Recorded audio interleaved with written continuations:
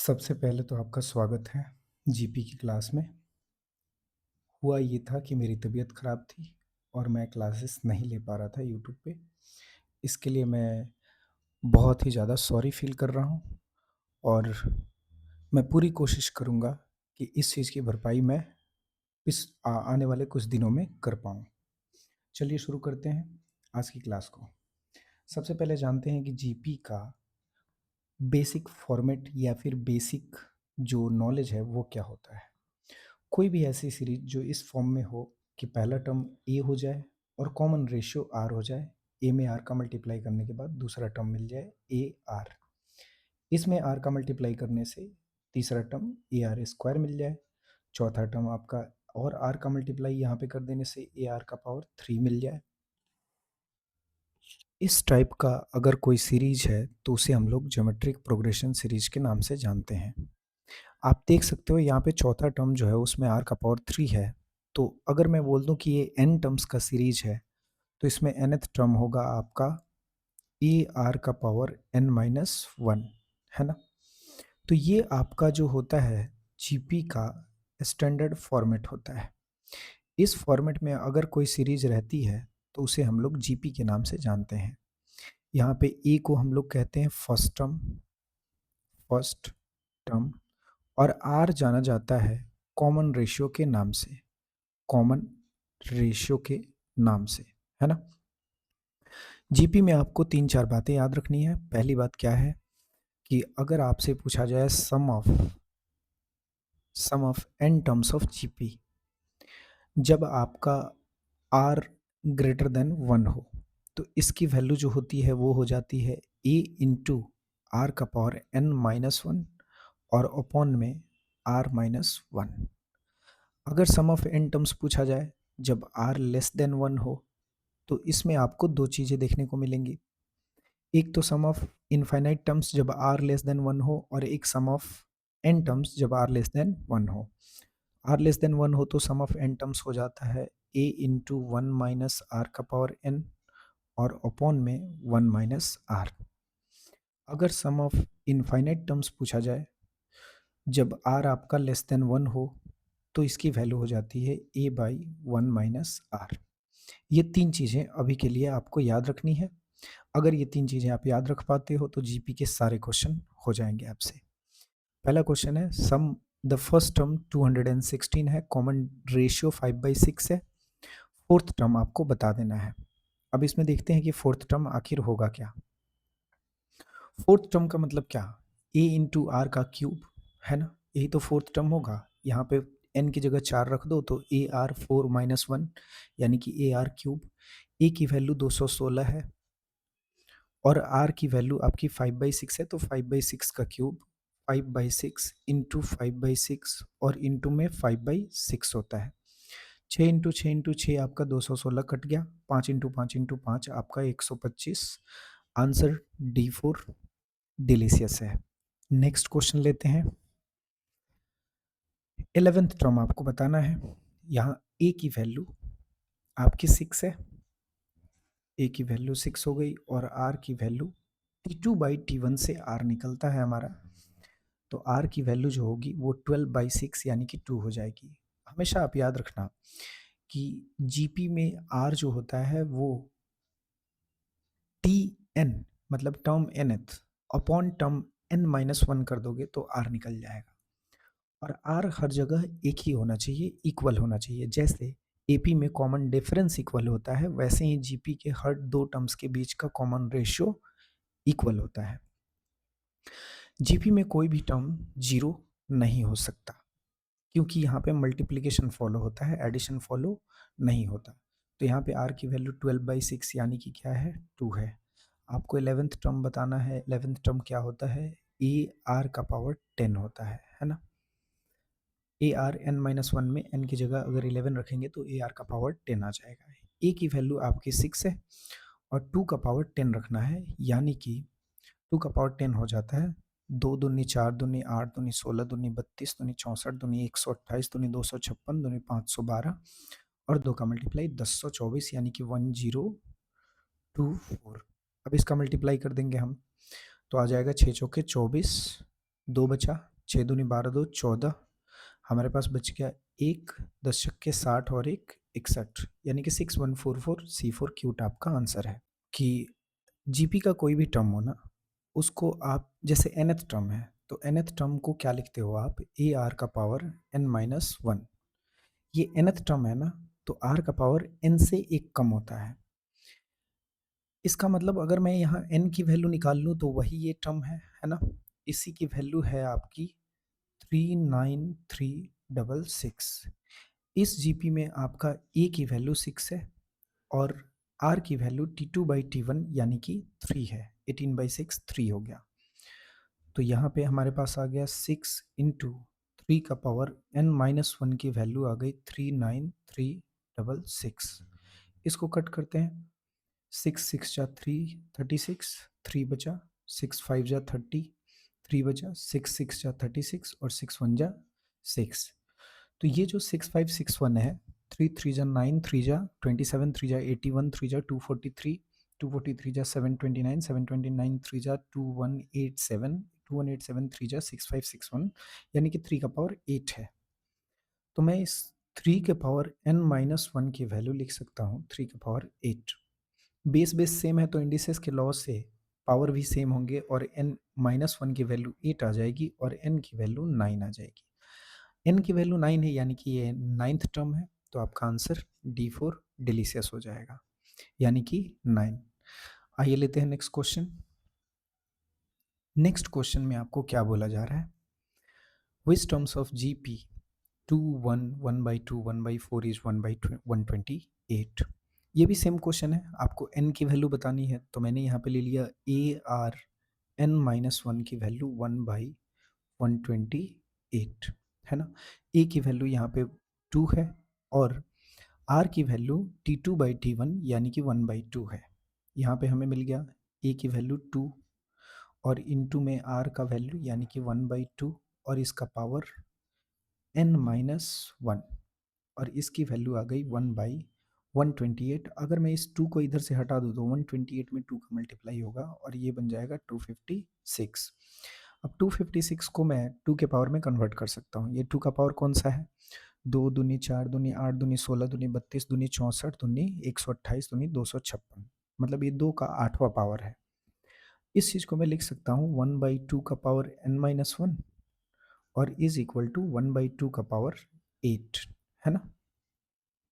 Base base same again, तो power भी same होंगे और n-1 की वैल्यू 8 आएगी और n की वैल्यू यहाँ से 9 आ जाएगी, मतलब ये 9th टर्म है।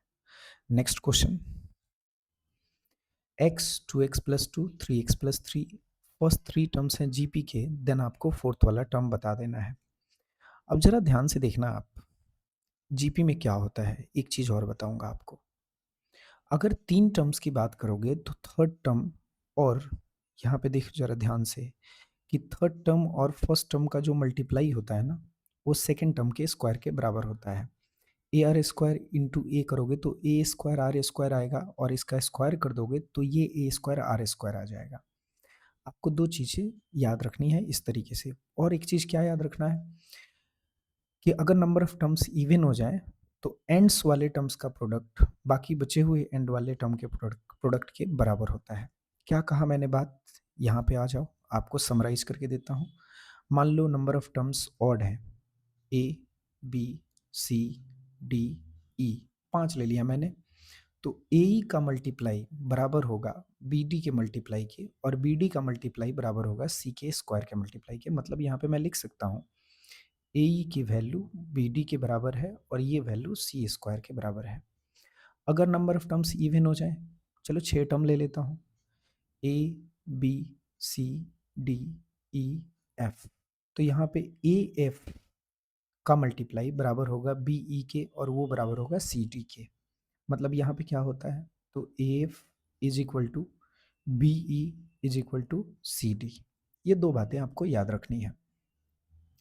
यहाँ पे नंबर ऑफ टर्म्स ऑड है, तो ऑड है तो यहाँ पे क्या होगा, x इंटू 3x प्लस 3 का वैल्यू 2x प्लस 2 के होल स्क्वायर के बराबर होगा। यहाँ पे मैं क्या लिख सकता हूँ इसे, तो यहाँ पे मैं इसे लिखूंगा x into 3x plus 3, x into 3x plus 3 is equal to 2x plus 2 का होल स्क्वायर। यहाँ से मुझे मिल गया 3x square plus 3x is equal to A square यानी कि 4x square plus B square plus 2ab, 2 into 2 यानी कि 8x। इस 3x को इधर लेके आता हूँ, 3x स्क्वायर को इधर लेके आता हूँ, तो मेरे पास एक क्वाड्रेटिक इक्वेशन बचेगा 4x square minus 3x square x square, 8x minus 3x plus का 5x अब प्लस का 4 इज इक्वल टू 0। यहाँ पे मैं इसे ब्रेक कर सकता हूँ 4 और 1 में, है ना। मतलब इसका जो रूट्स आएंगे इस क्वाड्रेटिक इक्वेशन का वो माइनस का 4 और माइनस का 1 आएगा, क्योंकि साइन चेंज हो जाता है ना। इसका फैक्टराइजेशन हो गया x plus 4 and x plus 1, तो x की वैल्यू -4 भी हो सकती है और -1 भी हो सकता है। अब हम x की वैल्यू -4 रखते हैं एक बार और एक बार -1 रखते हैं। इसका मतलब ये हो गया ना कि x की वैल्यू या तो -4 होगी या तो -1 होगी, है ना। अगर मैं यहाँ पे -4 रखता हूँ, -1 रखता हूँ पहले, यहाँ पे अगर -1 रख दूँ तो ये माइनस का 2 और प्लस का 2 ये 0 हो जाएगा और जीपी का कोई भी टर्म 0 नहीं हो सकता, इसलिए x की वैल्यू यहाँ पे -1 नहीं हो पाएगी। अब मैं यहाँ पे प्लस माइनस का 4 रखता हूँ तो पहला टर्म हो गया अपना माइनस का 4, है ना। दूसरा टर्म हो गया आपका -4 इंटू 2 -8 प्लस 2 यानी कि माइनस का 6। तीसरा टर्म हो गया -4 इंटू 3 -12 प्लस 3 यानी कि माइनस का 9। चौथा टर्म हो जाएगा अपना a इंटू आर का पावर 3। अब a की वैल्यू क्या है यहाँ पे, तो माइनस का 4 यानी कि माइनस का 4 इंटू आर का पावर 3। आर की वैल्यू क्या है यहाँ पे, तो आर का वैल्यू है 6/4 यानी कि 3/2। 3/2 का पावर 3 यानी कि ऐसे आ जाएगा। अब इसकी वैल्यू हो जाएगी -4 इंटू 27/8, है ना। तो 4 से ये 2 बार में कटेगा और इसकी वैल्यू -27/2 आ जाएगी। मतलब आपका आंसर A4 ऑसम होगा। नेक्स्ट क्वेश्चन लेते हैं। 3 positive numbers from an increasing GP. If the middle term in the GP is doubled, then new numbers are in AP. Then common ratio of the GP बता देना है। मतलब 3 positive numbers हैं, increasing GP है, middle term को अगर double किया जाए तो जो रिजल्ट मिलता है वो एपी में मिलता है।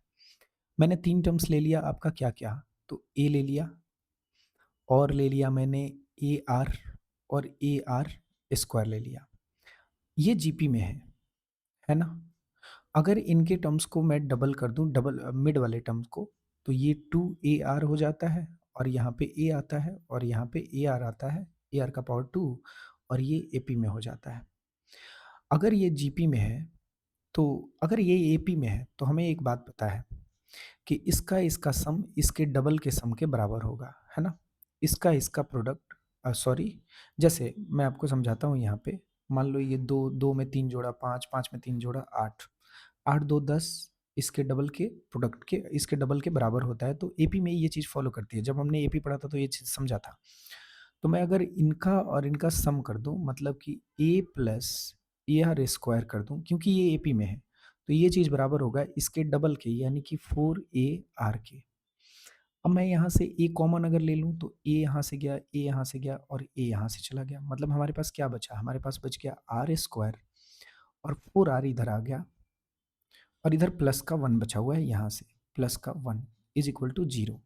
मतलब are square minus 4R plus 1 की वैल्यू 0 आ गई। तो यहाँ पे r की वैल्यू अगर मैं निकाल दूँ तो मुझे क्या मिलेगा, कॉमन रेशियो का value.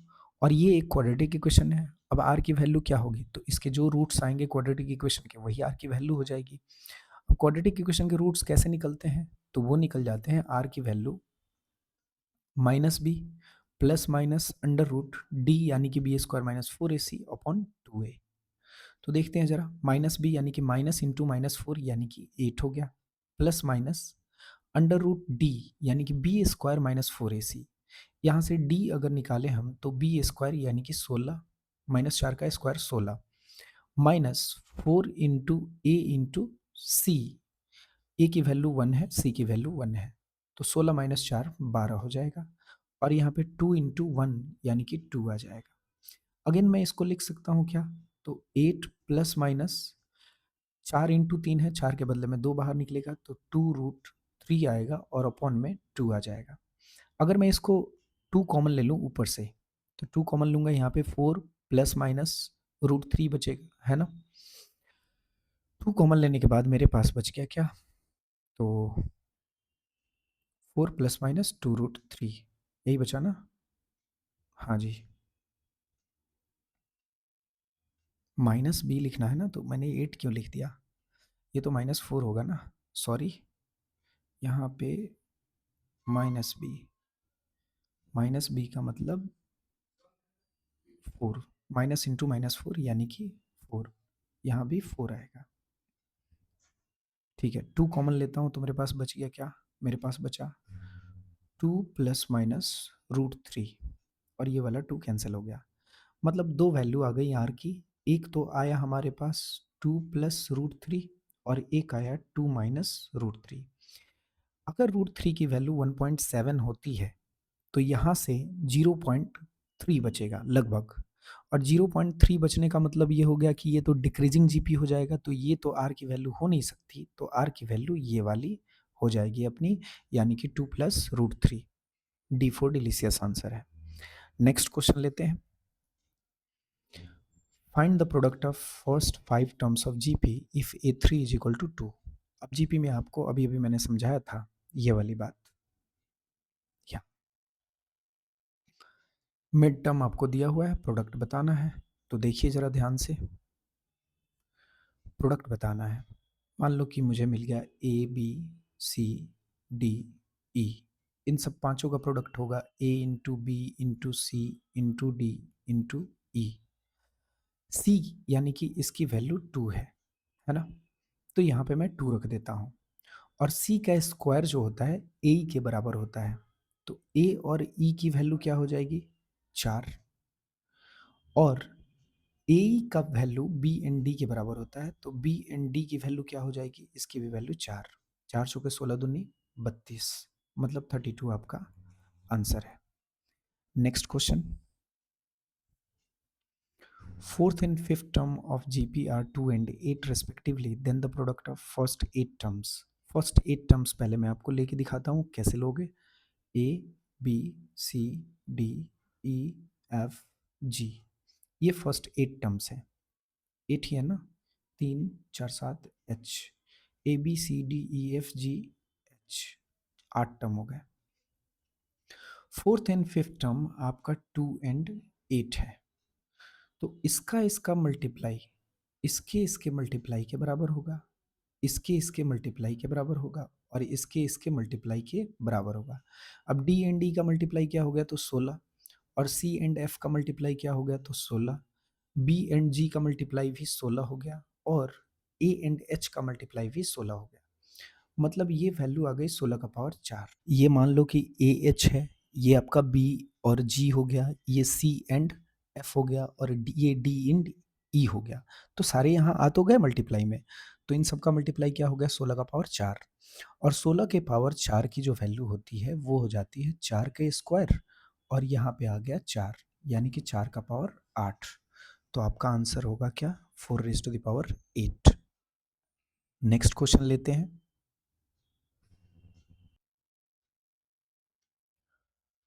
Find the sum of 3 square 3 का पावर 3 एंड ऐसे ऐसे करके 3 के पावर 8 तक जाना है, और आपको सम बता देना है ना? तो आप जरा देखो ध्यान से, पहला टर्म अगर 3 है तो दूसरा टर्म क्या हो गया? 3 का स्क्वायर। अब दूसरे term by T2 by T1 करूँ तो R मिलेगा 3, T3 बाई T2 करूँ तो R मिलेगा 3, यानी कि ये GP में है, और ये 8 टर्म्स तक हैं। तो यहाँ पे A की वैल्यू आ गई 3, और R की वैल्यू कॉमन रेशियो यानी कि 3 का स्क्वायर बाई 3 यानी कि 3 आ गया, है ना? अब इनका सम बताना है, और n की वैल्यू आपकी 8 है, यानी कि n टर्म्स हैं। तो R तो 1 से बड़ा है, तो सम क्या होगा? सम ऑफ 8 टर्म्स हो जाएगा A इंटू R का पावर n। R का पावर n मतलब 3 का पावर 8 और -1, और अपॉन में क्या आएगा? R -1 यानी कि 2। अब 3 इंटू 3 का पावर 8 क्या होता है वो देखते हैं। 3 3 जा 9, 3 जा 27, 3 जा आपका हो गया ये 81, 81 3 जा 243, 243 3 जा 729, 3 जा आपका हो जाएगा 2187 और 2187 3 जा 6561, 6561 में से 1 माइनस करूँगा तो 6560 आएगा और अपॉन में आ गया यहाँ पे 2। तो इसको मल्टीप्लाई कर देता हूँ, मैं डिवाइड कर देता हूँ। 2 3 जा 2 2 जा और 2 8 जा और यहाँ पे ये आ गया। अगर मैं इन दोनों को मल्टीप्लाई करूँगा तो मेरे पास आएगा 0 3 अट्ठे 24, 2 बचा, 3 दूनी 6 और 2 8 और 3 तिया 9, मतलब 9840 आपका आंसर है सी फॉर क्यूट।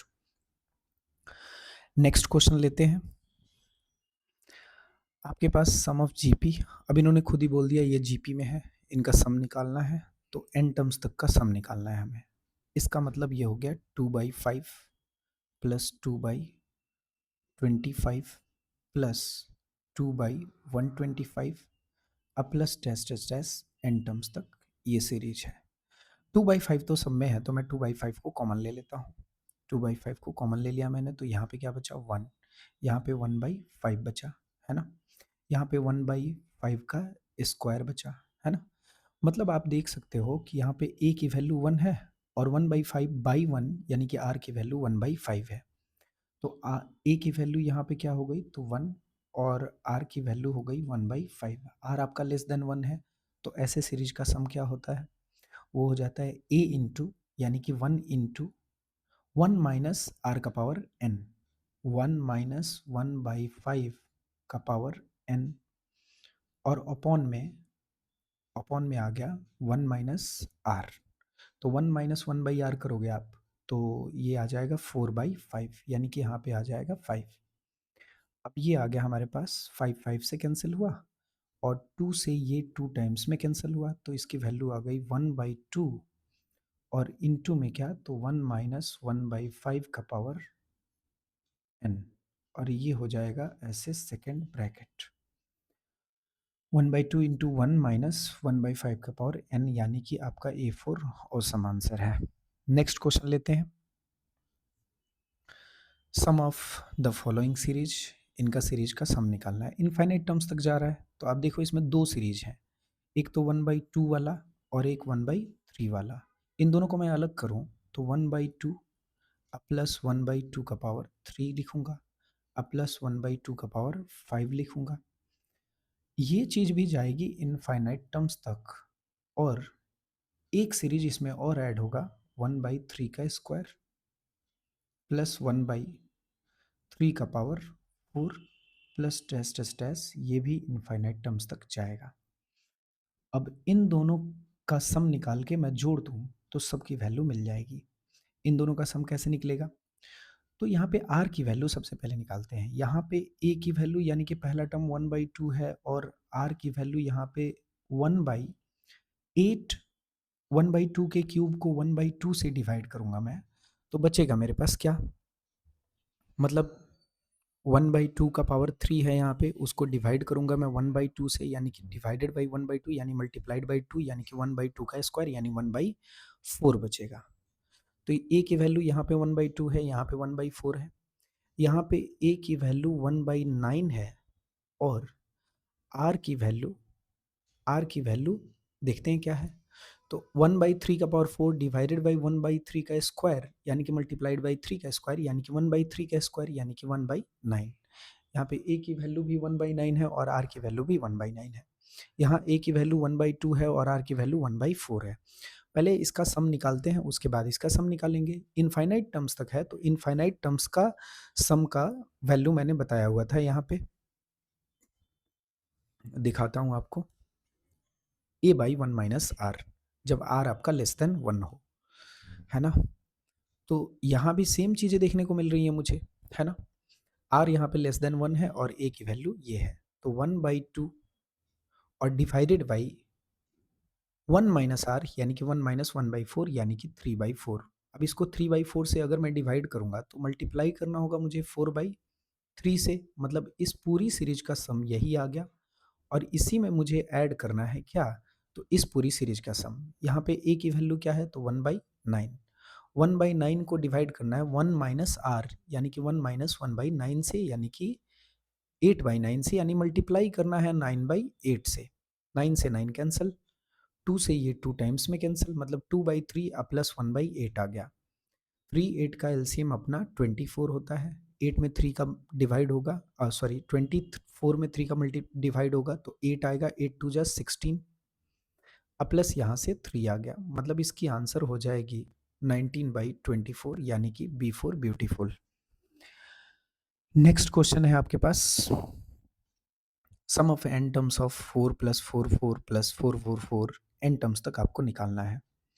पहले देखते हैं इसको कर क्या सकते हैं, क्या ये जीपी में है, ये सारा भी ऑब्जर्व करना पड़ेगा। तो हमने देखा यहाँ पे कि अगर मैं 4 कॉमन ले लूँ, तो 4 कॉमन लेने के बाद मेरे पास क्या बचेगा, तो 1 + 1 1 + 1 1 1, ये भी जीपी में नहीं आ रहा। तो मैं एक काम करता हूँ, 4 कॉमन लेके यहाँ 9 से डिवाइड करके 9 से मल्टीप्लाई कर देता हूँ, तो मेरे पास हो जाएगा ये 9 + 99 + 999 + 9999, है ना, 9 + 99 + 999 प्लस एन टर्म्स तक ये हो जाएगा, है ना।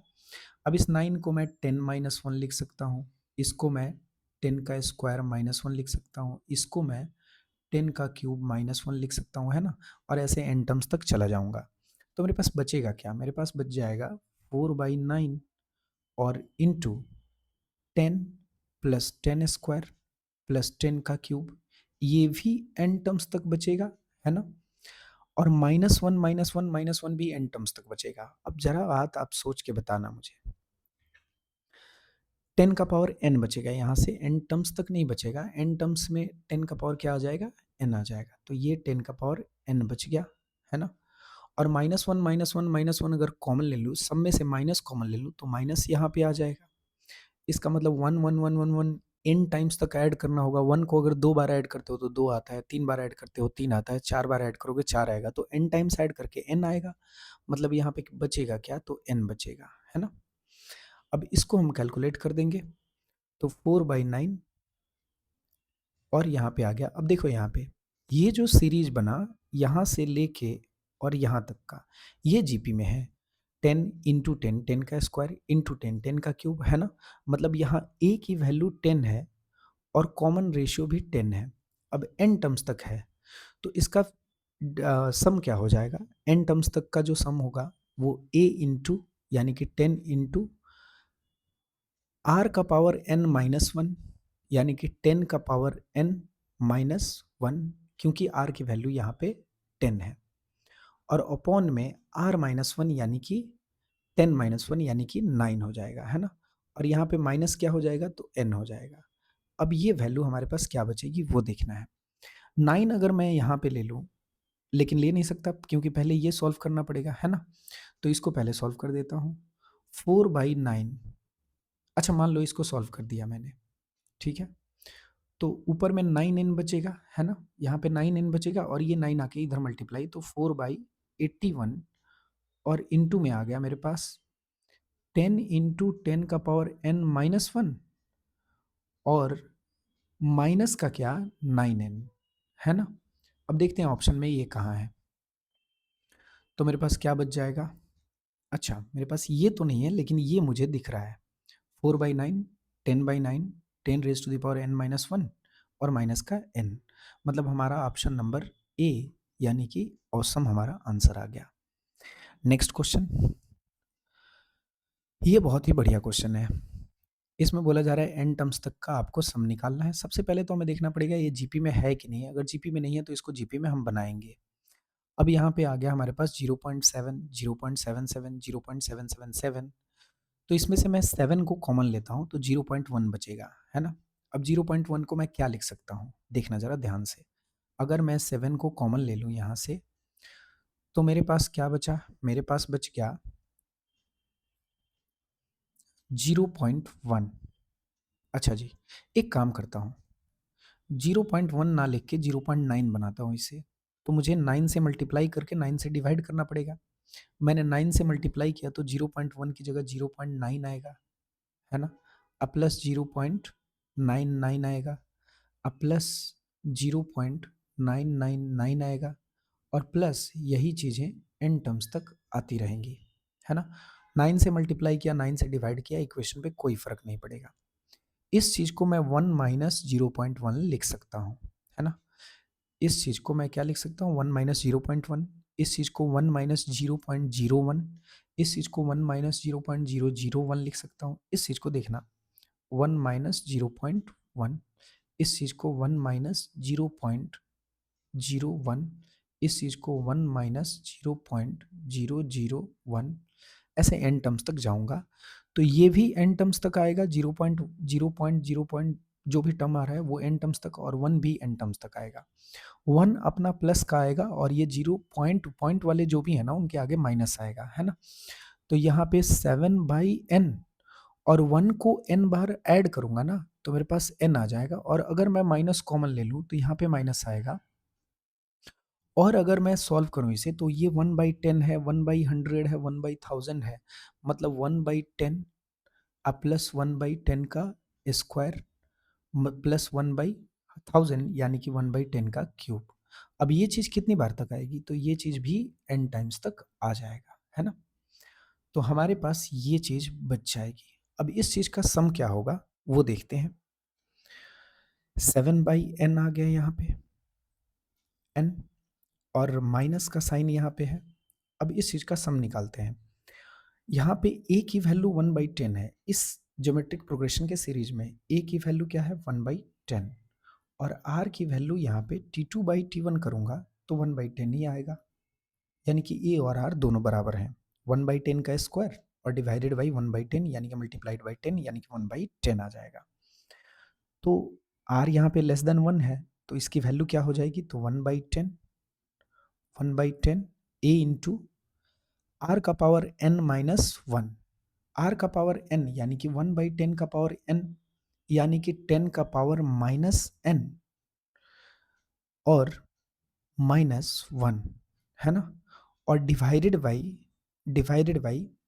1 माइनस r यानी कि 1 माइनस 1/10 यानी कि 9/10।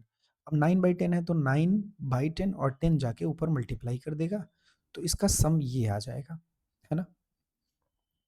अब 10 से हमारा 10 ये कैंसल आउट हो जाएगा, तो हमारे पास क्या बचेगा, हमारे पास बच जाएगा 7/9 और इनटू में n माइनस, अच्छा इसको 9n अगर कर लूँ तो मैं माइनस कर सकता हूँ यहाँ पे 10 का पावर माइनस n, और यहाँ पे क्या बच जाएगा, तो -1 और अपॉन में 9 आ जाएगा, है ना। इसकी वैल्यू हो जाएगी 7/9 इंटू 9 81, और इधर आ गया अपना 9n और माइनस, कुछ गलत हो गया क्या,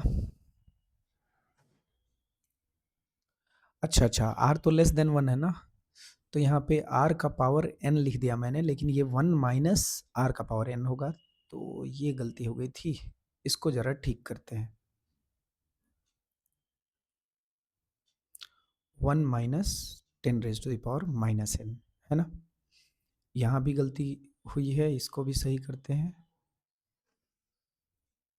1 माइनस 10 का पावर माइनस n, है ना। तो 9n आ गया यहाँ पे, और माइनस का 1 और माइनस माइनस प्लस का 10 का पावर माइनस n आ गया। अब ये चीज़ कहाँ पे अवेलेबल है, तो 9n माइनस 1 और 10 का पावर माइनस n यानी कि बी फॉर ब्यूटीफुल। अब ऐसे क्वेश्चन में आपको दो चीज़ें बताऊंगा, वो चीज़ आपको ध्यान से देखना है। ऑड टर्म्स मानने हो तो a are square, A R और ए आर स्क्वायर आपको मानना होगा, है ना। क्योंकि इनका और इनका मल्टीप्लाई करोगे तो ए का स्क्वायर मिलेगा, इनका इनका मल्टीप्लाई ए का स्क्वायर और इसके स्क्वायर के बराबर होगा। अब अगर आपको number of odd even terms मानने हो, ऑड में तो ये केस आप कर लोगे, इवन में आपको क्या करना है, तो इवन में ये दोनों को पहला और दूसरा टर्म मान लेना, मिड वाला टर्म मान लेना। तो ए बाई आर और ए आर आपने मान लिया। अब आप एक बात बताओ, यहाँ पे कॉमन रेशियो क्या मिला, तो a r divided by a by r, यानी कि आर का स्क्वायर मिला कॉमन रेशियो। इसमें आर का स्क्वायर का मल्टीप्लाई करोगे तो अगला टर्म ए आर का क्यूब मिलेगा, और किस चीज़ में आर का स्क्वायर से मल्टीप्लाई करोगे कि ए बाई आर मिल जाए, तो आप बोलोगे ए आर का क्यूब। इनका इनका मल्टीप्लाई करोगे आर क्यूब कट जाएगा, ए बचेगा, इनका इनका मल्टीप्लाई करोगे आर आर कट जाएगा, ए बचेगा, ए का स्क्वायर बचेगा, है ना। आपको बस ये ध्यान रखना है कि एक वेरिएबल बचे और आगे बढ़ाना है तो आर का स्क्वायर का मल्टीप्लाई कर दो, ए आर का पावर 5, और इसको भी 2 बढ़ा दो, ए बाई आर का पावर 5। इस तरीके से आप नंबर ऑफ इवन टर्म्स मानोगे। आई होप आप मेरी बात को समझ पा रहे हो। यहाँ पे बोला गया first 3 terms of GP is 19, तो मैंने बोला कि एक टर्म आपका ए बाई आर है, दूसरा टर्म ए है और तीसरा टर्म आपका ए आर है। इन तीनों का मल्टीप्लाई करूंगा, आर आर कटेगा, ए क्यूब की वैल्यू मिल जाएगी। इन तीनों का सम जो है ना, वो सम है आपका 19, और इन तीनों का प्रोडक्ट प्रोडक्ट करूंगा तो आर और आर कटेगा, ए क्यूब की वैल्यू आ जाएगी 216, यानी कि ए की वैल्यू 6 आ गई। अब इसी 6 को यहाँ पे पुट कर रहा हूँ मैं। यहाँ से ए अगर कॉमन ले लूँ ना मैं, तो यहाँ पे क्या बचेगा जरा ध्यान से देखना। यहाँ पे बच जाएगा मेरे पास, चलो 6 रख देता हूँ, ए कॉमन ले लेता हूँ, ए कॉमन लिया मैंने, आर प्लस 1/r प्लस 1 बच गया, इसकी वैल्यू 19 आ गई। और ए को यहाँ से हटा के यहाँ पे लाता हूँ, यानी कि यहाँ पे 6 लिखता हूँ। r प्लस 1/r की वैल्यू 19/6 माइनस 1, इस माइनस 1 को इधर कर देता हूँ, 19/6, 6 माइनस का होगा तो 19 माइनस 6 13/6 बच जाएगा। अब इसको फर्दर सॉल्व करूँगा मैं, तो आर स्क्वायर प्लस 1/r की वैल्यू 13/6 आ जाएगी। और मेरे पास क्या बचेगा, यहाँ पे मैं आपको बताता हूँ। मेरे पास बच जाएगा, क्रॉस मल्टीप्लाई कर देता हूँ, तो 6r square plus 6 minus 13r is equal to 0। ये अपना एक क्वाड्रेटिक इक्वेशन हो गया। इसको और सजा देता हूँ मैं, 6r स्क्वायर माइनस 13r अब प्लस का 6। अब 6 में 6 का मल्टीप्लाई क्या होता है, तो 36 होता है। इसका मतलब माइनस के 13 को -9 और -4 में तोड़ना होगा और 6 से डिवाइड करना होगा, क्योंकि a से डिवाइड भी करना होता है ना। तो इसके रूट्स मिल जाएंगे हमें कौन कौन से, तो -3 3 जा 9 और 3 2 जा, यानी कि 3/2, और एक मिल जाएगा 2/3। साइन भी चेंज हो जाएगा, तो r की वैल्यू 2 आ गई, एक 3/2 और एक 2/3। अब हमें 3 टर्म्स चाहिए, तो 3 टर्म्स यही वाले हैं, है ना। आर की वैल्यू मिल गई, ए की वैल्यू मिल गई, तो ए और आर की वैल्यू पुट कर देते हैं। ए की वैल्यू 6 थी, तो पहला टर्म हो गया अपना 6/3/2 ही मान लेते हैं, कोई दिक्कत नहीं है। 3/2 मानो या 2/3 मानो, वैल्यू सेम आएगा, है ना।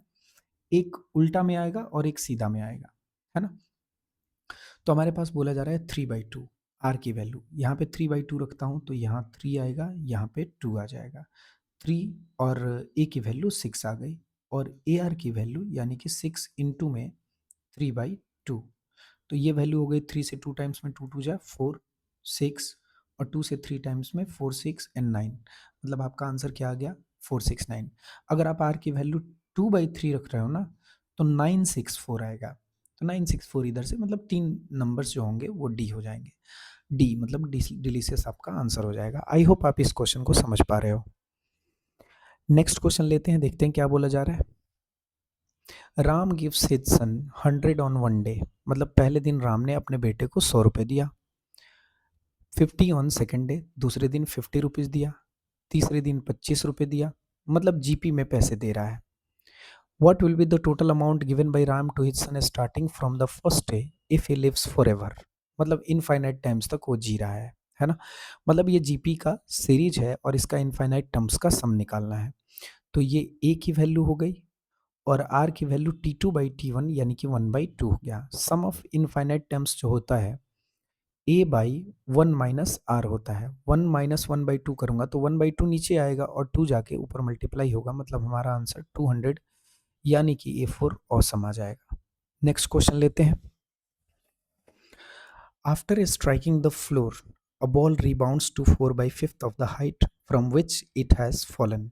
Find the total distance that it travels coming to the rest if it has been gently dropped from a height of 120 meters. क्या हुआ कि एक बॉल को 120 मीटर की हाइट से ड्रॉप किया गया, है ना। तो ये अपना 120 मीटर हो गया, और ये रिबाउंड्स मतलब कि जो फिर से उछलता है ना, वो 4/5 उछलता है। तो 120 का 4/5 कितना हो गया, 96। 4/5 करोगे, 5 से 24 टाइम्स में 24 4 जा 96। अब फिर से जब ये नीचे गिरेगा तो उतना ही हाइट गिरेगा, लेकिन ऊपर उठेगा ना तो 4/5 उठेगा। फिर से नीचे गिरेगा तो उतना ही हाइट गिरेगा, लेकिन ऊपर उठेगा तो 4/5 उठेगा, है ना?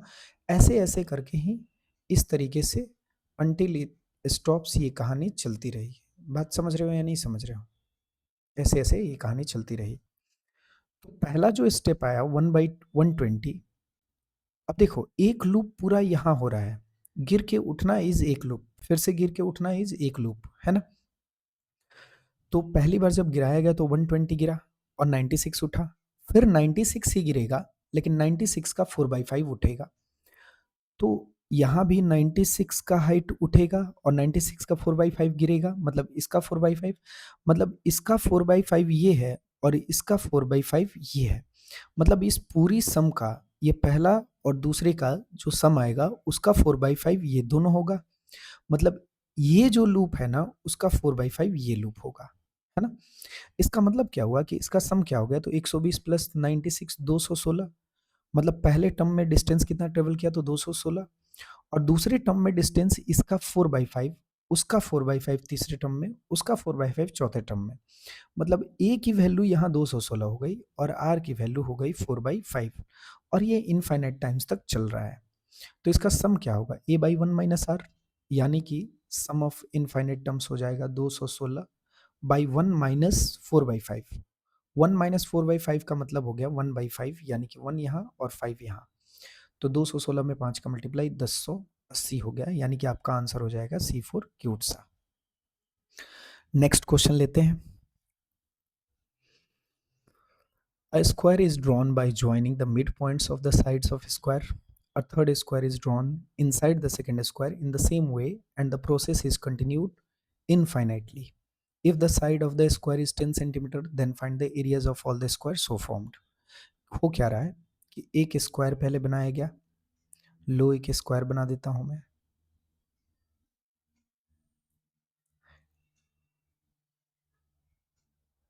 ये अपना एक स्क्वायर है। अब इनके मिड पॉइंट्स को ज्वाइन किया गया।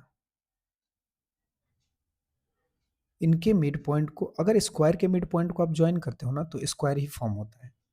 यहाँ पे आपको मिल जाएगा ये, देन आपको ये मिला, देन आपको ये हुआ, और देन आपको मिल गया ये।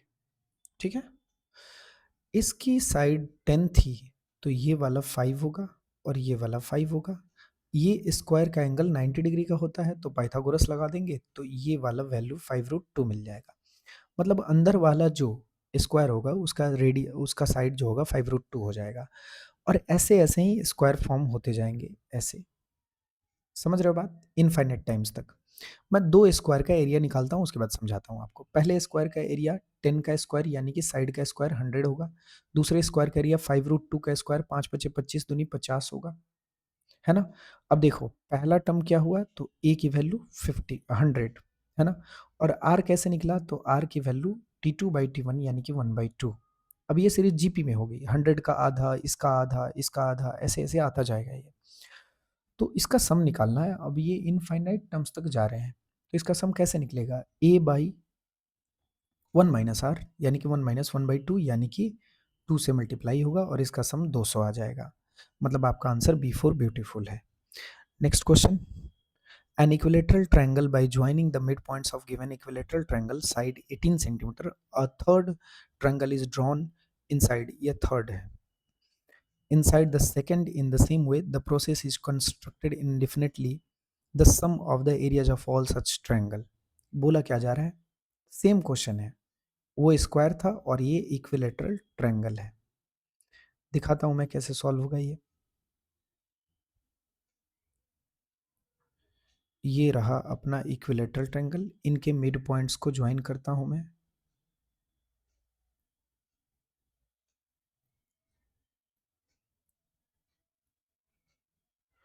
ये रहे इनके मिड पॉइंट्स, ठीक है। इनका साइड जो है 18 है। अगर आप मिड पॉइंट थ्योरम जानते हो तो आपको ये पता होगा कि पहले साइड और दूसरे साइड का अगर मिड पॉइंट्स लेते हो तो इस वाली साइड का हाफ होता है ये, या और पैरेलल होता है, मतलब ये 9 होगा। और अगर पैरेलल है तो ये 60 डिग्री, ये पहले से ही 60 डिग्री है, मतलब ये और ये सिमिलर ट्रायंगल, ये भी सिमिलर ट्रायंगल है ना, कॉन्ग्रुएंट हो जाएंगे ये, है ना? तो ये भी एक इक्विलैटरल ट्रायंगल ही फॉर्म होगा और इसके साइड का आधा का फॉर्म होगा, है ना? अब मान लो कि साइड अगर हाफ हो रहा है, तो पहला साइड ए है और दूसरा साइड a/2 है। अगर इसका एरिया मैं देखूँ तो √3/4 इंटू में ए स्क्वायर है और इसका एरिया √3/4 और इंटू में इसका स्क्वायर यानी कि a²/4 है ना? अगर इन दोनों का रेशियो ले लूँ तो ये और ये कैंसिल होगा, ये भी कैंसिल होगा और T2/T1 हमारे पास 1/4 बचेगा। मतलब क्या हुआ कि दो इक्विलैटरल ट्रायंगल का एरिया अगर आप देखते हो इस तरीके के सिचुएशन में, तो वहाँ पे दूसरे वाले इक्विलैटरल ट्रायंगल का जो एरिया होता है और पहले वाले इक्विलैटरल ट्रायंगल का जो एरिया होता है, उनका रेशियो 1:1/4 यानी कि 4:1 होता है ना? इसका मतलब कि हमें R की वैल्यू मिल चुकी है और A की वैल्यू भी मिल चुकी है ना? तो A की वैल्यू क्या हो जाएगी? इस पूरे बड़े वाले ट्रायंगल के एरिया का वैल्यू, है ना? यानी कि √3/4 और इंटू में 18 का स्क्वायर, ये A की वैल्यू हो गई यानी कि पहला टर्म और R की वैल्यू हो गई 1/4 T2/T1। हमेशा यही होगा इक्विलैटरल ट्रायंगल में। बात समझे? अगेन हमें क्या देखने को मिला? तो हमें देखने को मिल गया A की वैल्यू है, R की वैल्यू है, आपको इनफाइनाइट ट्रायंगल्स बन रहे हैं ऐसे। इनफाइनाइट ऐसे ट्रायंगल बनते जा रहे हैं, है ना? इनफाइनाइट ट्रायंगल्स बहुत सारे हैं, अंदर-अंदर बनते जा रहे हैं। तो उनके एरिया का सम क्या होगा? तो A/1 माइनस R क्योंकि R तो लेस देन 1 है, तो सम ऑफ इनफाइनाइट टर्म्स हो गया A यानी कि ये वाली चीज़ √3। अच्छा 18 का स्क्वायर 324 होता है, तो मैं 4 से 324 को काट सकता हूँ, 4 अट्ठे 32, 4 एकम 4, मतलब ये चीज़ खत्म हो जाएगा। मतलब ये आ गया A की वैल्यू 81√3 और अपॉन में 1 माइनस आर, 1 माइनस आर यानी कि 1 माइनस 1/4 यानी कि 3/4। तो यहाँ 3 है, यहाँ पे 4 आ गया, 3 से ये कट गया 27 टाइम्स में, 27 में 4 का मल्टीप्लाई हो गया अपना 108√3, मतलब आपका आंसर हो गया B4 ब्यूटीफुल। नेक्स्ट क्वेश्चन है हमारे पास, the mid points of equilateral triangle are joint forming a second triangle, a third triangle is formed joining the midpoints of the second and the process continued infinitely. If the area of the first triangle is 24 units, then find the sum of all areas of all the triangles. अब जब ऐसा होता है तो GP में आते हैं, area का जो सीरीज बनता है ना? अगर पहले वाले का एरिया 24 है और जब अगर ऐसा होगा ना तो कॉमन रेशियो 1/4 होगा, क्योंकि एरिया बाई पहले का एरिया हमने किया था तो 1/4 आया था।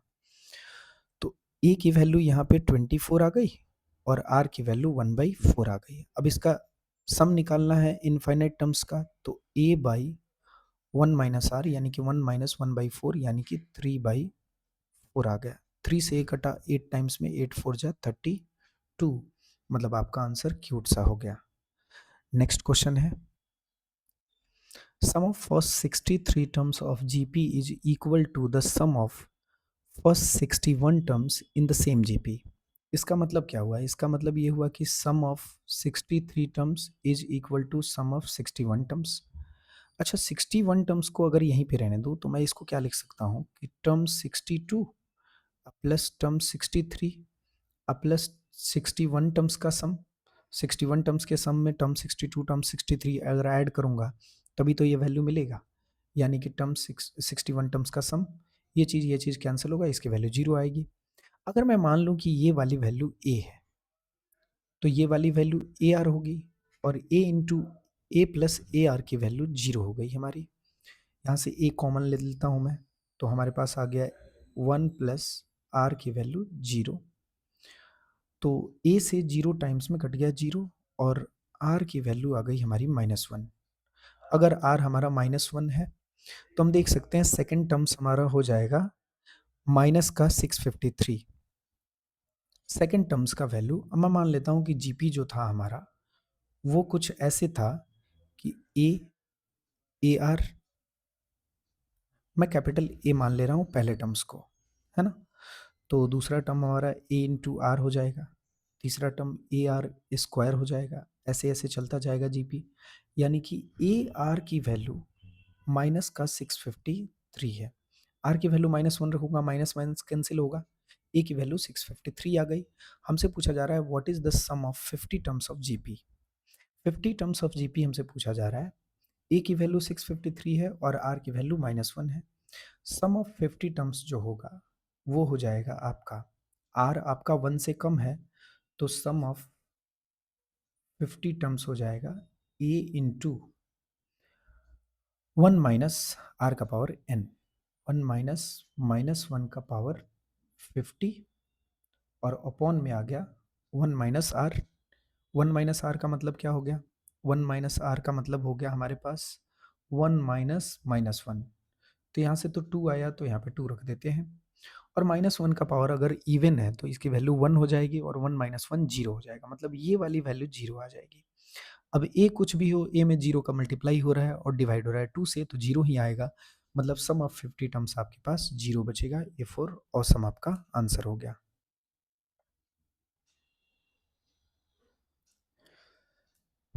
नेक्स्ट क्वेश्चन क्या कह रहा है? Sum of first 13 terms of a GP is equal to sum of first 11 terms of the same GP. If sum of first 15 terms is 1200 then what is the 21st term in the same GP. अब देखो जरा इस question को ध्यान से। सम of first 13 terms को मैं क्या लिख सकता हूँ? Sum 12 term plus 13 terms plus sum of 11 terms is equal to sum of 11 terms. यही क्वेश्चन ने बोला। मतलब ये कैंसिल हुआ और इन दोनों चीज़ों की वैल्यू जो आ गई वो जीरो के बराबर आ गई, है ना। मान ले रहा हूँ टर्म 12 जो था वो ए था, तो टर्म 13 आपका ए आर होगा और इसकी वैल्यू जीरो। यहाँ से ए कॉमन होगा और 1 प्लस आर की वैल्यू जीरो आएगी और आर की वैल्यू अगेन वही -1। सेम टाइप का क्वेश्चन है। Sum of first 15 terms is 1200। 15 terms का सम अगर 1200 है ना। आर की वैल्यू अपनी -1 है, तो देखते हैं कि अपना ए कैसे निकलता है। अब मैं मान ले रहा हूँ कि हमारे पास, देखना जरा ध्यान से, सम ऑफ आपका आर की वैल्यू 11 आ गई, आर की वैल्यू -1 आ गई। सम ऑफ फर्स्ट 15 टर्म्स आपका 1200 है, तो सम ऑफ फर्स्ट 15 टर्म्स क्या होता है? वो हो जाता है, अगर आर आपका 1 से कम है तो यहाँ हो जाएगा ए इंटू 1 माइनस आर का पावर एन, यानी कि 1 माइनस -1 का पावर क्या? तो 15 और अपॉन में 1 माइनस आर, यानी कि 1 प्लस आर हो जाएगा, क्योंकि आर की वैल्यू -1 है तो 1 प्लस 1 यानी कि 2 हो जाएगा और इसी की वैल्यू 1200 है ना। अब -1 का पावर 15 -1 ही होता है। 1 माइनस -1 यानी कि 2 आ गया। 2 और 2 कैंसिल हो गया, ये पूरा का पूरा चीज़, और ए की वैल्यू भी आ गई हमारे पास 1200। ए की वैल्यू भी है हमारे पास, आर की वैल्यू भी है हमारे पास। तो हमसे क्या पूछा जा रहा है? 21st term. 21st टर्म क्या होता है? ए इंटू आर का पावर 20। ए की वैल्यू 1200 है, आर की वैल्यू -1 है और इसका पावर 20, यानी कि -1 का पावर 20 इवन है तो ये वैल्यू 1 हो जाएगी और 1200 इंटू 1 आपका 1200, यानी कि C4 क्यूट आंसर हो जाएगा। Next question. Geometric mean of two numbers is 8 and their harmonic mean is 6.4। The numbers are. अब एक चीज बताऊंगा, उसको ध्यान से देखना, उसके बाद जीपी का सारा कॉन्सेप्ट खत्म हो जाएगा। आपको क्या याद रखना है कि दो नंबर्स का अरिथमेटिक मीन जो होता है वो a प्लस बी बाई 2 होता है। हार्मोनिक मीन जो होता है वो होता है 2ab अपॉन में a प्लस बी, और ज्योमेट्रिक मीन जो होता है वो अंडर रूट ए बी होता है। ये चीज़ आप याद रख लेना।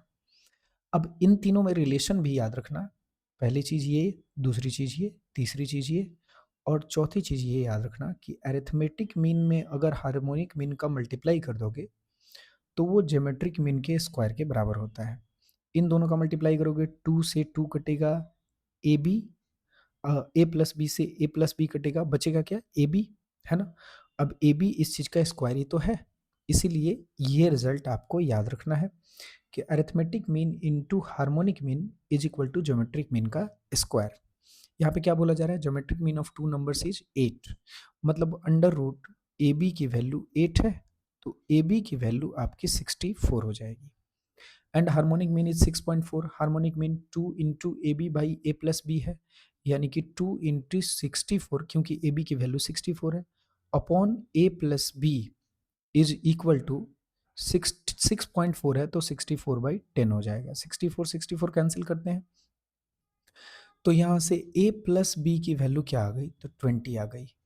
अब देखो यहाँ पे b की वैल्यू 64/a है, अब यहीं पे b की वैल्यू पुट करता हूँ, तो a plus 64/a is equal to 20, a into a यानी कि a का square plus 64 is minus 20a is equal to 0, क्योंकि ये 20a इधर आ जाएगा, है ना।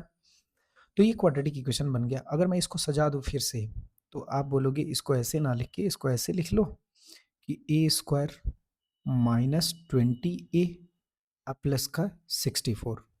इसको अगर मैं तोड़ने जाऊंगा तो माइनस का 16 और माइनस का 4, यानी कि इसके रूट्स हो जाएंगे 16 और 4, है ना। मतलब a की वैल्यू या तो 16 होगी नहीं तो 4 होगी, है ना। अब देखते हैं जरा a की वैल्यू क्या होती है। अगर a की वैल्यू 16 रख दूँ तो b की वैल्यू 4, और अगर a की वैल्यू 4 रख दूँ तो b की वैल्यू 16। मतलब दो जो नंबर्स है ना, एक 16 होगा और एक 4 होगा, ऐसा पेयर कहाँ दिख रहा है, तो b में ब्यूटीफुल आपका आंसर हो जाएगा। Next question, harmonic mean and geometric mean of two numbers is इतना, अरिथमेटिक मीन बता देना है। आपको पता है कि arithmetic mean into harmonic mean is equal to geometric mean का स्क्वायर।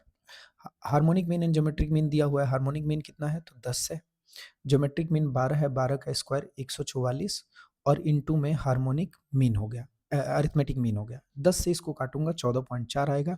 आपका आंसर D4 डिलीशियस है। नेक्स्ट क्वेश्चन लेते हैं। For two observation the sum is S, यानी कि a प्लस बी की वैल्यू जो है वो s है, एंड प्रोडक्ट इज p, और ए बी की वैल्यू जो है वो p है। आपसे पूछा जा रहा है हार्मोनिक मीन, यानी कि 2ab upon a plus B, यही तो होता है हार्मोनिक मीन दो नंबर्स का। तो 2 इंटू ए बी यानी कि 2p, और a प्लस बी यानी कि s, तो आपका आंसर 2p/s यानी कि C4 क्यूट हो जाएगा। Next question, if arithmetic mean and, यही एंड है, and geometric mean of x and y is 8, arithmetic mean and geometric mean of x and y is 8 and 3√7। arithmetic mean यानी कि x plus Y upon 2 की value आपकी 8 है, और geometric mean मतलब कि रूट एक्स वाई की value 3√7 है। तो यहाँ से x प्लस वाई की वैल्यू आपकी आ जाएगी 8 दूनी 16, और यहाँ से एक्स वाई की वैल्यू आ जाएगी 3 3 9, 9 में अच्छा ये 7 है, सॉरी सॉरी सॉरी कहतारू, भोजपुरी गाना याद आ रहा है मुझे, 3√7, तो 3√7 हो गया ये। तो दोनों तरफ स्क्वायर किया तो एक्स वाई की वैल्यू 3 3 9, 9 में 7 का मल्टीप्लाई 63 आ गया। अब हमें क्या बताना है, x cube plus y cube की वैल्यू, और x cube plus y cube यानी कि a cube plus b cube का वैल्यू होता है ए प्लस बी इंटू में a square plus B square minus a b, है ना। मुझे x square plus Y square भी निकालना पड़ेगा, यहाँ से निकल जाएगा, दोनों तरफ स्क्वायर करूंगा तो X square plus Y square plus 2xy, तो xy की वैल्यू तो है यहाँ पे, तो 2 इंटू 63 क्या हो जाएगा, तो प्लस का 126, और इधर आ जाएगा 16 का स्क्वायर यानी कि 256, दोनों तरफ मैंने स्क्वायर कर दिया। तो यहाँ से X square plus Y square की वैल्यू आ जाएगी, 6 में से 6 चला गया 0, 5 में से 2 गया 3, और 2 में से 1 गया 1, मतलब X square plus Y square की वैल्यू 130 है, एक्स प्लस वाई की वैल्यू 16 है, तो 16 इंटू ये चीज़ हो गया 130, और माइनस का ये वाला चीज़ है 63, 10 में से 3 चला गया 7, और 12 में से 6 चला गया 6, 16 सत्ते 112 होता है, 11 बच गया, 16 छक्के 96 और 11 107 हो जाता है, मतलब आपका आंसर 1072 यानी कि A4 ऑसम है। नेक्स्ट क्वेश्चन लेते हैं। अच्छा जी, तो ज्योमेट्रिक मीन आपके लिए इतना ही तक था। आप मेरे टेलीग्राम चैनल क्वांटाले को ज़रूर ज्वाइन कीजिए, और मेरे यूट्यूब चैनल को सब्सक्राइब करना मत भूलिए, वीडियो को लाइक करना मत भूलिए, और कमेंट में बताइए क्या इम्प्रूवमेंट किया जा सकता है, क्या क्या चीज़ें आपके लिए लाई जा सकती हैं। ये वीडियो इम्पोर्टेंट था उड़ीसा SSC CGL RI सारे एग्जाम्स के लिए, इवन एसएससी सीजिल में भी ऐसे ही क्वेश्चन पूछे जाते हैं। ज्योमेट्रिक मीन के मैंने सारे कॉन्सेप्ट कवर कर दिए, सारी की सारी चीज़ें मैंने कवर कर डाली हैं। तो आपको ज्योमेट्रिक मीन के लिए और कोई टेंशन नहीं लेना है, आपको बस इन्हीं बातों को बार-बार रिवाइज़ करना है। Thank you so much. अपना ख़्याल रखिए, अपनों का ख़्याल रखिए और क्वांटाले के साथ अपनी जर्नी को आगे बढ़ाते रहिए। थैंक यू सो मच दोस्तों।